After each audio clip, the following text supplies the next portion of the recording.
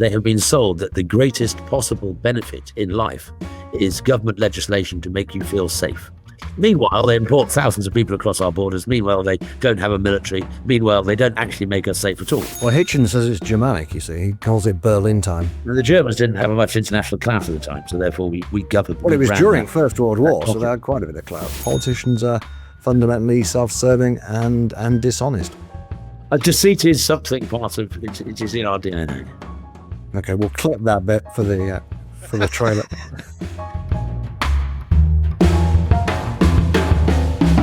Hello and welcome back to Last Orders. I'm Tom Slater, editor of Spiked, joined as I am in every episode by Chris Snowdon from the IEA. How are you doing, Chris? Good to see you, Tom. And hello, listeners and viewers. And I apologise to viewers that I forgot this was going to be videoed, so I didn't make any effort, even less so with my appearance than normal. What we've come to expect, unfortunately. We're also delighted to be joined today by Gawain Towler, former head of press at Reform. How are you doing, Gawain? Not bad at all. I too didn't realise I was being videoed and failed miserably to prepare for it.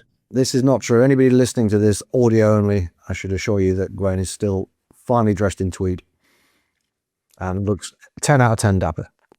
Putting us all to shame, if we're honest. We've got so much to talk about today. We'll be talking about Reform and his plans for the nanny state, taking the sort of temperature on the party more broadly as well, given this is the first podcast of British summertime, going back to that old endless debate between our own Chris Snowdon and Peter Hitchens.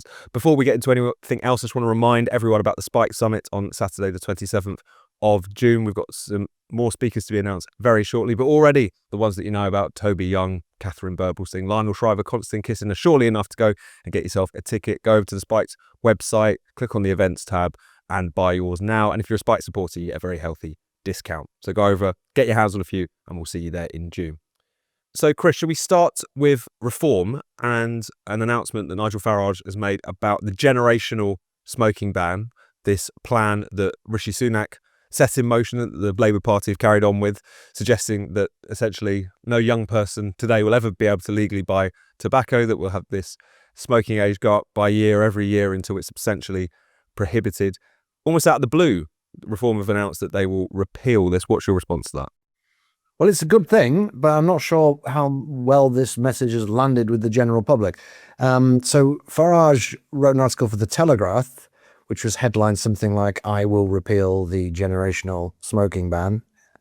And it's on a list of things that he would like to repeal, which is good. That's the main thing we need from any government, is a list of things to repeal.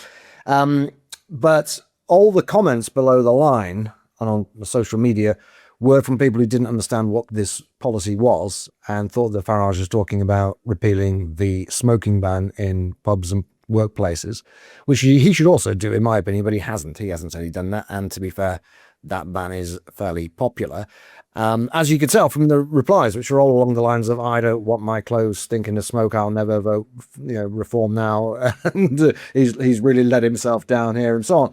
So no one seems to really understand what this policy is, which I think then has to cast doubt on all the opinion polls saying people are in favour of it. I think because it's such an intensely peculiar policy to prohibit the sale of tobacco to a growing cohort of people until everyone is covered by the ban. It's such a bizarre thing to propose that I really think people struggle to get their heads around it, whereas they can understand what the smoking ban is, which has been in place for 19 years now. You'd think the word generational would help people understand that there's a difference.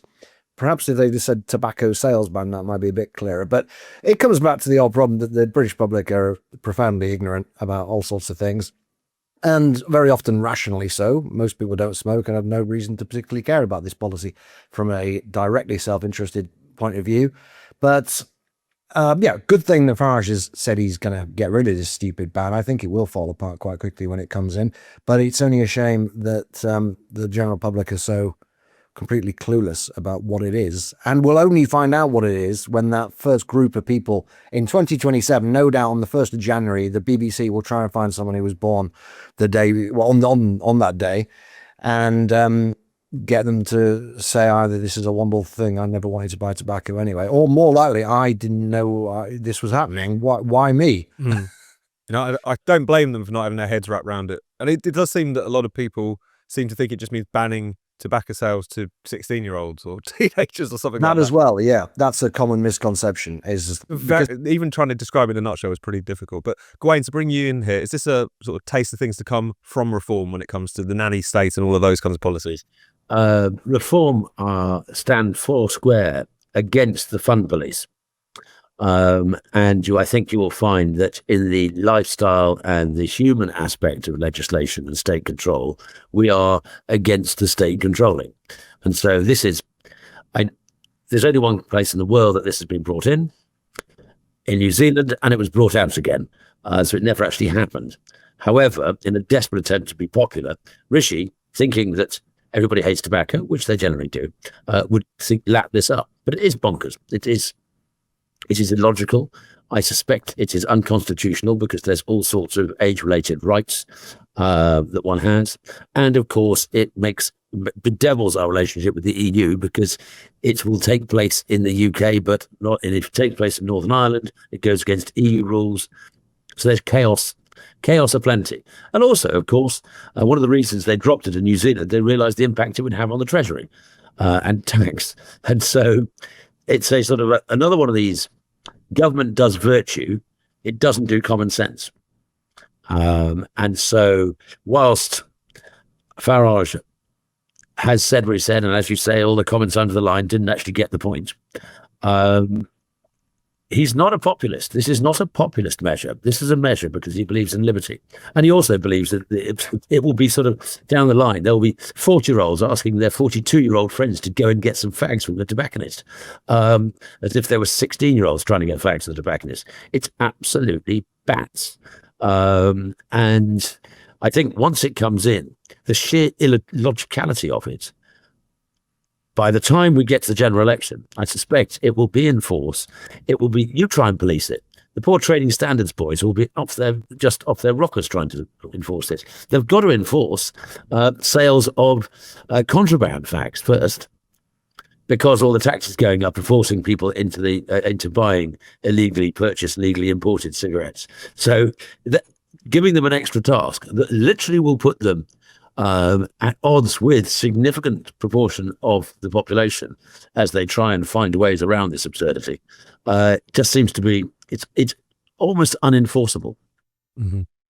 What do you think about that point, Chris? Do you think this policy was always just going to collide with sort of reality and how difficult it is to implement? I think so, yeah. It's one of a series of so-called public health policies which people don't really understand or know about until they come in, and then people start at the very least mocking them. The last one being the ban on, well, it's portrayed as being a ban on buy one get one free junk food offers, but actually turned out to include free refills of hot chocolate in Morrison's and so on. And people rightly thought that this is absolutely preposterous. How has it come to this? But it's only because the policy was missold, not least by the media in the first place. What we've got coming along at the same time as all this is under review, and the tobacco and vape bill is very close to becoming law now, is the vaping ban, which actually is a ban on vaping. It's not a ban on vape products. That is just extending the smoking ban to vaping. But again, the public have no idea what that is either, because the media and the government really, they put out a press release on a Friday saying there's going to be a public consultation on this, but it focused overwhelmingly on smoking outside hospitals. And the media focused for some reason on vaping in cars with kids. So a lot of people I speak to either don't know this is going to happen at all, or they think it only applies to if you're in a car with kids, or it has something to do with vaping outside hospitals, which is actually, it doesn't. So once again, the public don't know what's going on. You ask them if they want to ban vaping in cars with kids, and maybe they'll say yes. But this is going to extend the smoking ban to vaping. And like to Gawain's point about enforcement, how do you do it? If you were asking the general public to do something for their safety, they will say, let's do it. If you said banned more than 2 children in a car because they make a noise and distract a driver, you'd probably get support for that. It is part of the polling of the public on matters to do with liberty and public safety almost inevitably will say the public wants to lock everybody up and close everything down. That because they have been sold that the greatest possible benefit in life is government legislation to make you feel safe. Meanwhile, they import thousands of people across our borders. Meanwhile, they don't have a military. Meanwhile, they don't actually make us safe at all. But stopping an 18-year-old buying a cigarette at the same time or stopping somebody vaping in their car. Again, please enforce this. How?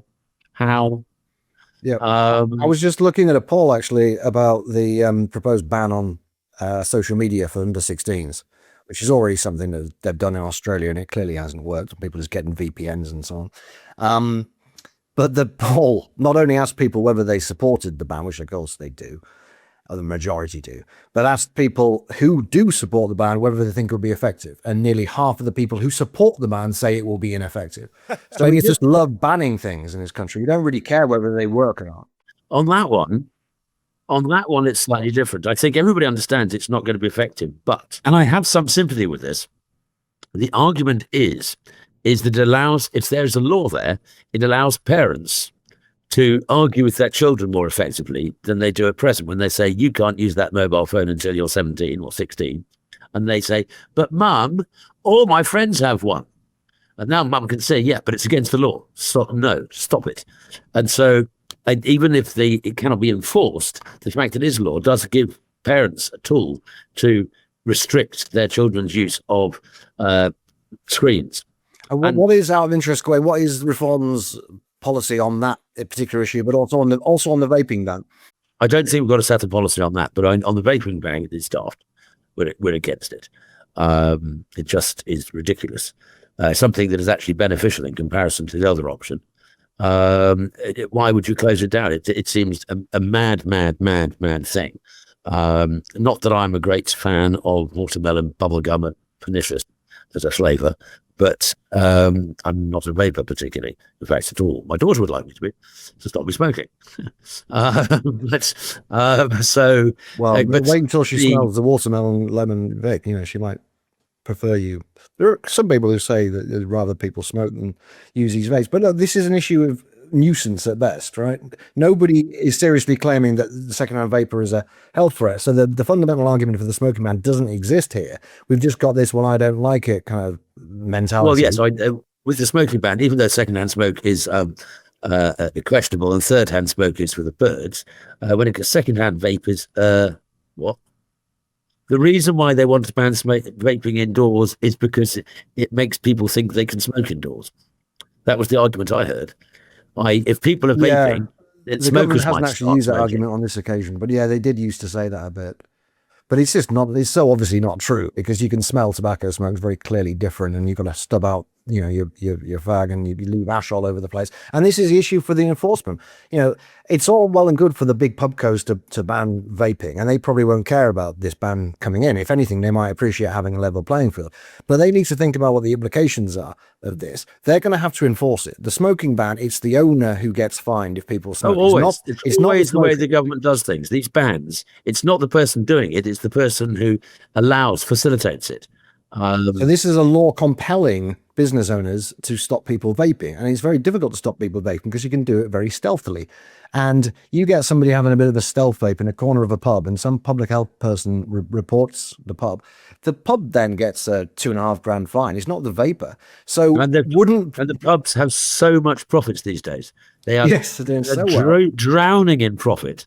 No, this is another governmental sort of using a sledgehammer to crack a non-existent nut. And the impact will be very, very damaging to the hospitality sector and also civil liberties. It's just a simple thing. Actually, mate, my life, my hell, my handcart. I just want to do something I don't think I've ever done on the podcast before, and briefly appeal to our listeners to respond to the public consultation on this one. You can find it quite easily, but you can also go to savevaping.org, where you find various arguments against it, and it also has a link to the consultation, and also a link to your local MP if you want to write to your local MP too. But it's something that I would really appreciate if people could make their voice heard. It's a very simple yes-no kind of questionnaire. So that's savevaping.org. Thank you. It's going to do it right this second. We'll put the link in the description, Done. as they say. So, Gawain, should we stay with you and how Reform are doing in general? going into these local elections, which unfortunately aren't going to be fought on the terrain of vaping bans and so on, regrettably. But nevertheless, it's looking pretty good for reform, continuing to top the polls nationally. I mean, I think so. but at the same time, there's often a narrative, isn't there, that tries to suggest things aren't going as well as they might, that things are stalling. Where do you think your party is standing at this particular point? It will be a massive disappointment if we do not win 100% of the seats across every single borough, ward, or district in the country, because that will prove that reform momentum has stalled. What? You only got 1,500 seats, and Labour only lost 2,000. That shows it, doesn't it? It's just, I've seen some polls that have us winning 17 councils, so we win 10. Oh, that just proves it, doesn't it? You've stalled. Huh? No, I'm bimbling around the country doing events up and down, out campaigning in places like Newcastle, London, Lyme, and Durham, and elsewhere, and it's fascinating, and it is the people going out knocking on doors are finding. All politicians say this. I had a great day at the doors. Everybody looked at me and said, "Yes, I'm voting for you." The fact that half of them spat at you and said, "Begone, never darken my doors again." But honestly, it's about as positive as I've ever seen it. And you've got to remember last year, we overperformed our polling quite significantly at the councils last year. I thought we were going to come in with 2 or 3 councils. We came out with 10. I'm a natural pessimist, and so I feel that we won't. The upper end of some of these projections, I think, are a bit silly. But I think we're now beginning to see why people might vote for us, which is also interesting. One of my favourite organisations, the Grantham Institute, did a study into what reform councils have been up to since they got elected last May. And 7 out of the 9, there's one which we won, but we don't have that much power. That's Doncaster, because Labour have the executive mayor, and so they make the policy. But of the 9, 7 have cancelled the climate emergency, and have started to remove all that sort of the wokery in their documentation. And it's not to say that they're not doing things on recycling and all the rest of it. It's just that they're not making it a shibboleth. They're not looking at our virtue. If they've got a contract with somebody that provides greenish things, don't come and ask for us. Don't tell us how wonderful you are. Tell us, does it work? Will it save money? Is it efficient? And they've been operating on quite a pragmatic, non-ideological approach, which is to remove the ideology and just get on with doing the job of providing services. So that to have the Grantham Institute, I read this report from the LSE, Bob Ward and his team, bemoaning what our council have been up to. And every page I read, the bigger my smile got. They were doing exactly what they got elected to do, which was to strip that sort of virtue signalling rubbish. But in Wales, in Scotland, we've got a breakthrough like never before. And it's astonishing. Again, the Sunday Times said, "Oh, it's looking bad for reform. They're only going to get 15 seats in the Scottish Parliament." We got less than 1% last time in the Scottish Parliament. And this is so. I think there are problems with momentum that you have to manage expectation. But to me, if we don't get 17 but get 10, that's a massive win. If we don't get 20 seats in the Scottish Parliament, get 15, that's a huge win. If we don't get 30 seats in the Welsh Assembly and get 25, that's a huge win, because we're on 0. And so any suggestion that things are looking bad for us, for the birds. But of course, if you look at central Birmingham, central Manchester, central London, you'll see a rise of the Greens and the Gaza Independents. Labour are looking at a drubbing like nothing before. And the Tories are not looking particularly healthy either. But you'll definitely see a rise in the Greens in central London. And as I say, if you look at how reform councils have performed up until now in the last year, and you've got to remember, that's 1 year into a 4-year term. So they were learning, lots of learning curves going on and small stramashes as you start. But they're now settling into the job. And we are now training people for next year, for the councils going on here this time. But I fear if you vote for can you imagine you vote for a Green Council? Supercharged virtue. and efficiency and public service being spoken about, but actually the delivery will be different because they're, and look when they've run things in Brighton, or the disasters of Brighton. I worry for Birmingham because that looks like it's going to be a Labour Green Gaza Independent Council. And one wonders what their priorities will be. Surely not bin collections, definitely. I mean, did you see? I suspect the bin collection will never, ever actually happen. No bin will be collected again. There will, in the Birmingham City Museum, they will have some dustman with a bin there saying, these were a thing in the past, like telephones with dials. Absolutely. And did you see, Gawain, the other day, Zach Palansky suggesting that the Greens were the party of hope and Reform were the party of hate? I'm not sure what you made of that, but this is how these local elections are shaping up, isn't it? It's very much the Greens versus Reform, even though you're not playing for the same voters and necessarily the same territory. The top line debate. There's a lot of vibe going on, and actually, if you look at the polling, there is, since the rise of Palansky and his millionaires, billionaires rants, I think you can see amongst the "I hate everybody, sod the lot" vote, then there has been a small switch from Reform to the Greens. Because, frankly, there's a significant proportion of the population who've been, for want of a better term, shat on by the establishment over the last 20 years. They're angry, and he may be incoherent, but he does voice that anger quite effectively. And so it doesn't surprise me that there has been some Reform Green switches in that I don't care what your policies are, I just hate the establishment vote. And that's a growing vote because there's a lot of people who feel that way, I think. And with the impact on first job employment out of university, there's going to be a lot of people with slightly shaky degrees, massive debts, and no job. They have a powerful idea of their own importance because they've got a degree, and they have no idea how they're going to get on in life because of society and the way things are.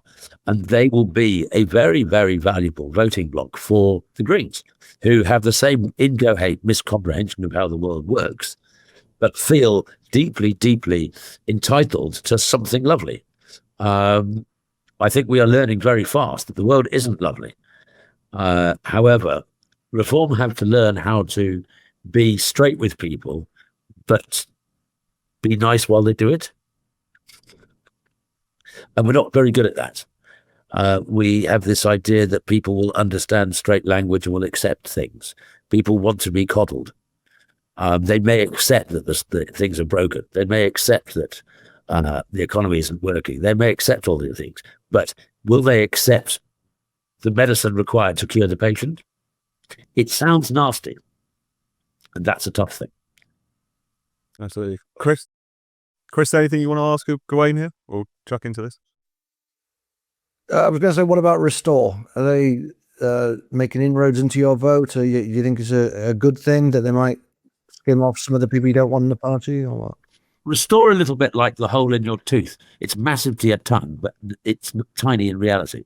To us, but for people particularly on the centre-right, on the right, people who are involved in Reform, Restore is a bigger thing than it is in reality, mainly because we know some of the people.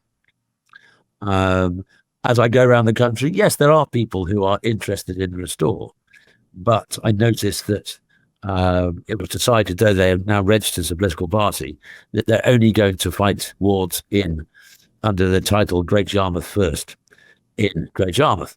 I note that a lot of the shiny young men surrounding Rupert Lowe describe themselves as ethno-nats, and he came out publicly last week saying he was a civic nat.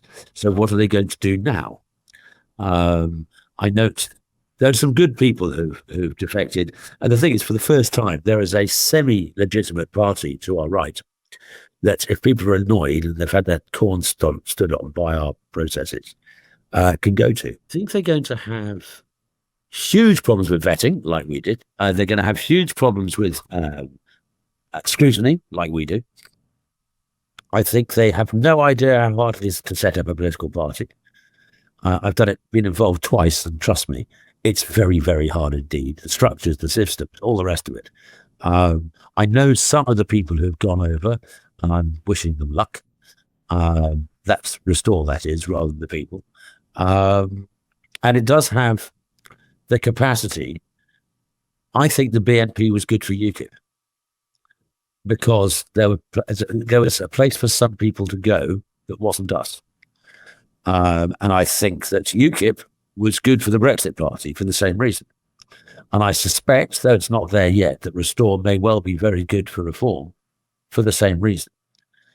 They are fighting in an area. Now, Rupert, he's forthright, he's decent. I do love the idea that the new sort of ethno-right have their new hero. He's in his late 60s. He owns a farm in the Cotswolds. He has racehorses. He wears his barber, and he's called Rupert. He is absolutely a hero of the age. He is spode de jour. And he is increasingly coming across as a Roderick Spode figure, I think. I also get the suspicion that some of the things that are said in his name, he's not entirely aware of.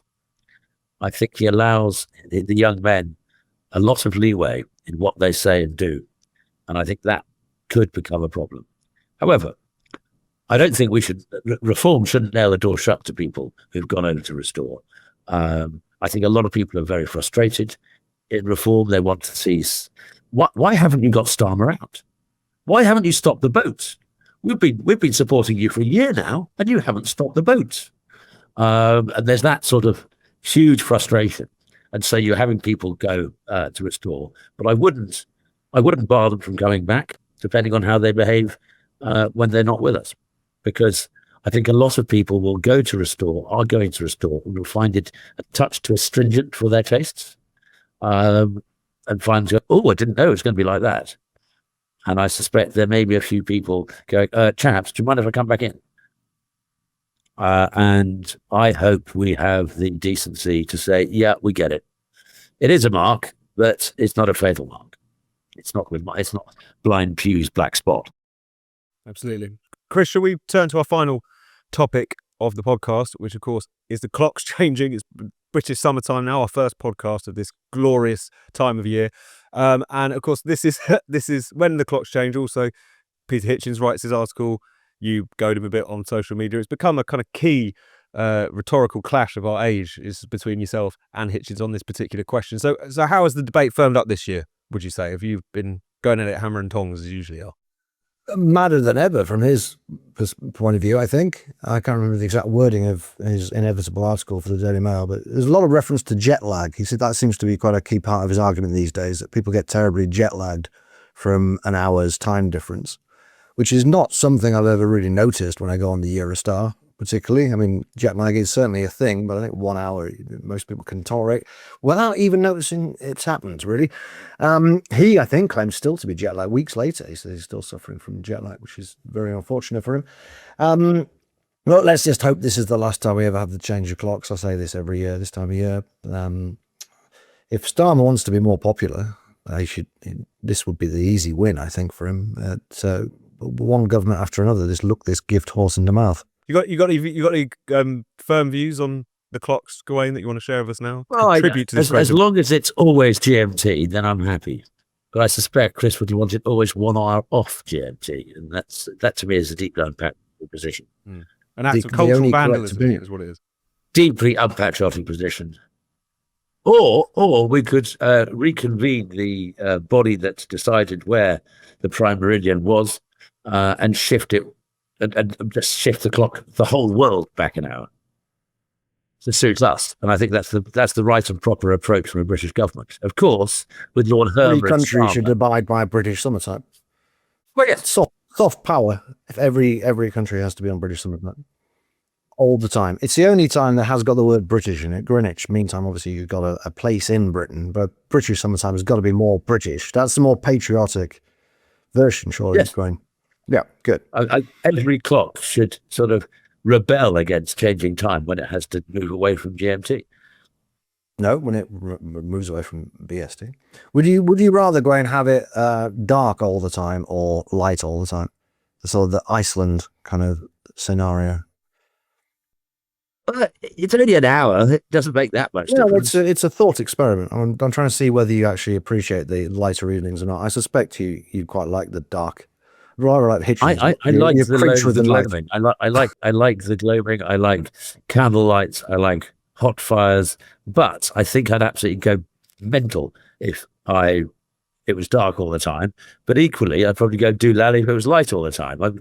Being English, I like a little bit of this and a little bit of that. We have nice temperate weather. It's not all ice and all desert. We are at the key point, the keystone of humanity and geography and climate, to have us where we are, the green and pleasant land. It's beautiful, and yet it is not extreme. I'd like to keep it that way.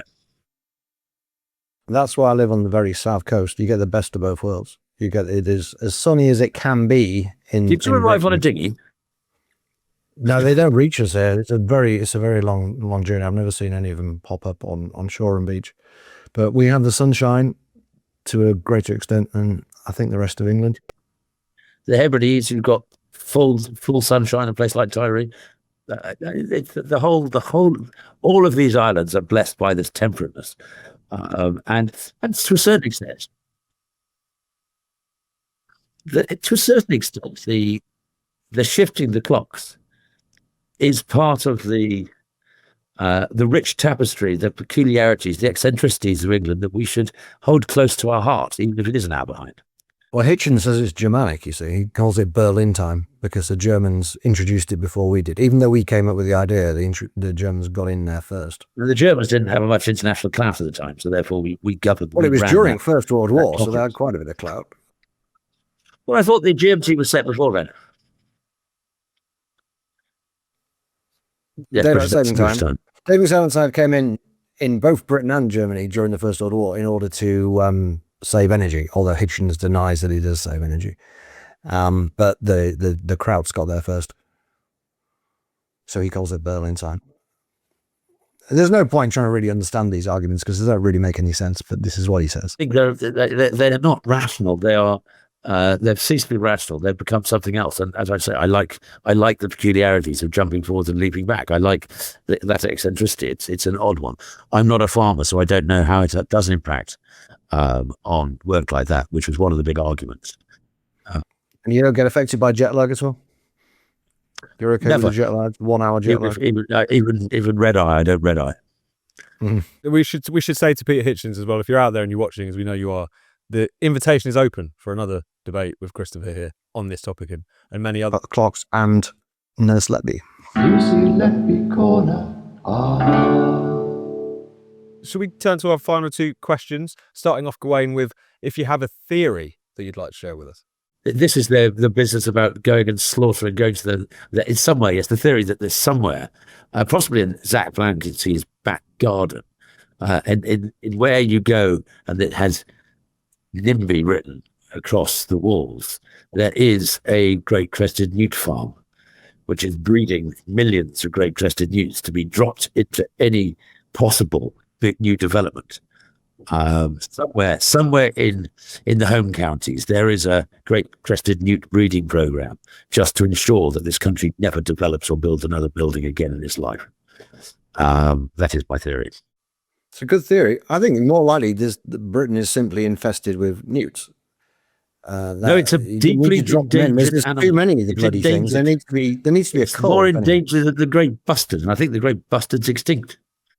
Yeah. Well, you'll know, Gawain, of course, why there is this protection of newts emanating from the EU. It's because Europe doesn't really have any of these newts. We have billions of the things, but they just averaged it out across the EU bloc and said there's not enough of them per square mile, so we have to protect them, and therefore we can't ever, build anything. They need to be wiped out. The newts, they've done nothing, as far as I know. They don't really do anything for the ecosystem. They're not cute. That would really upset Ken Livingstone. Ken Livingstone likes them. I really don't think the world would be a worse place without any newts. In fact, it would be significantly better because we'd have more houses. Another reform policy for you there, newt cull. The amphibian vote is still something that's important to reform. Got to hold on to that. And just finally, Gawain, I know you've been on the show a couple of times, so if you had to have another ban, what would it be? You are a dictator. I think I once tried to ban high vis on children. Yeah, it's often sort of sartorial. I feel like we've covered high vis before. We've covered. Yeah, I know this. I think that bans slip-on shoes, dreadful things. All shoes that have laces should have laces. They just look ugly, and they look. They're either ugly or they look rather Mediterranean, and I think they might look okay in Italy amongst Italians, but I don't think it translates. I don't think it comes across the channel. It's a little bit like some of the French cheeses. So some of the goat cheeses are great in France, but not so good here. And I think the same about slip-on shoes. Keep them south of the Alps, and they're fine. But here, you walk down the street, you see somebody in slip-on shoes, and you just have to ask questions about their morality. Yeah, it's a good point. I've never been drawn towards buying slip-on shoes, even though I am very lazy and don't. As I say, I think it's a moral choice. It is a moral issue fundamentally. Yeah, it's a mark of a man's character whether he's prepared to tolerate the slip-on shoe or not, outside of, as you say, continental Europe. I know it means some things suit some places and not others, and it is something I wouldn't have a universal global ban. No, that would be excessive. But it's the sort of thing as we're checking for contraband cigarettes, contraband vapes, as people cross the channel or fly into Luton. We should also be checking them for slip-on shoes. Yeah, but if the Portuguese want to wear them in their own country, that's absolutely fine. Yeah, no, encouraged. Live and let live. That's what we always say on this podcast. Yeah, when we're not banning things. Which is everywhere. Can I just say something I'd like to ban? It's vaguely reform related. Is election literature, which claims that a certain party cannot win here, which is factually untrue. It's an outright lie. Any party that is on the ballot can win in a certain area, no matter how unlikely it is. I got one from the Green Party recently, with the council elections coming up, which had a classic, the stereotypical Lib Dem style chart in which everything. Well, he came from the Lib Dems, didn't he, Zach? So he's brought the graphs with him. Yeah, of course. Yes. And this one was, I've never seen anything like it. It showed the Greens and Reform nearly on neck and neck, and then the Tories and Labour miles down. But this wasn't actually based on the number of people who say they're going to vote for these parties. This was just the change in voting intention since the last time they did the poll. And they use this as a justification for the claim that the Tories and Labour can't possibly win here. Only the Greens can stop reform. The most outrageously deceitful thing I've ever seen on a piece of election literature. But of course, political advertising is not regulated by the Advertising Standards Authority. It's the only kind of advertising that was given an exemption because politicians are fundamentally self-serving and dishonest. Deceit is something part of it. It is in our DNA. Okay, we'll clip that bit for the trailer. Well, on that note, cull the newts, ban the slip-ons, and we'll see you in 2 weeks. I hope you enjoyed this episode of Last Orders. If you're watching this on YouTube, make sure you subscribe and click the bell so you never miss another spiked video. If you're listening to this on your podcast app, make sure you subscribe there and give us a glowing 5-star review. And if you'd like to get in touch with your questions or ban suggestions, email us at lastorders@spiked-online.com.